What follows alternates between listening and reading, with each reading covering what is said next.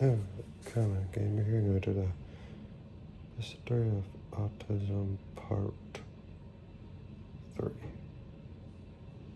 Still in the dark ages for autism.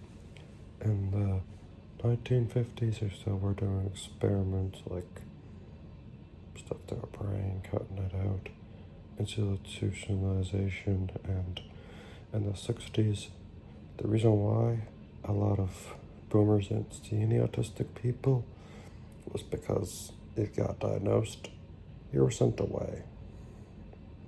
It's just, it was wrong times, but back then they didn't know that that was bad. In the 70s, teachers would call us idiots. Actually, we weren't, but I'm sorry for that, but that's what they called us. And in the 70s, we still were sent away to a school.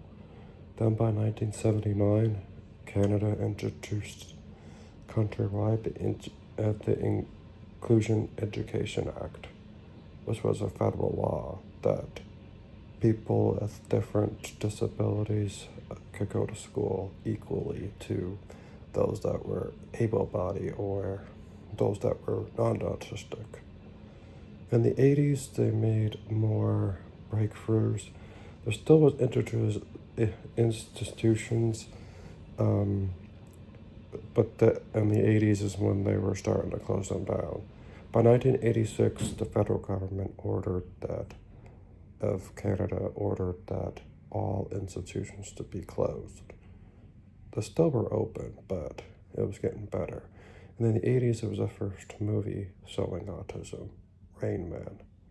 It's dated for today, but back in the 80s, it was a step in the right direction, but it was totally wrong about that. I think they should have hired more autistic actors, not neurotypicals. And then in the 90s, it was even better. I was diagnosed in 1994 with autism. Schools would fight not for support, but in the 90s, it was a lot better than it was before. They were being diagnosed more.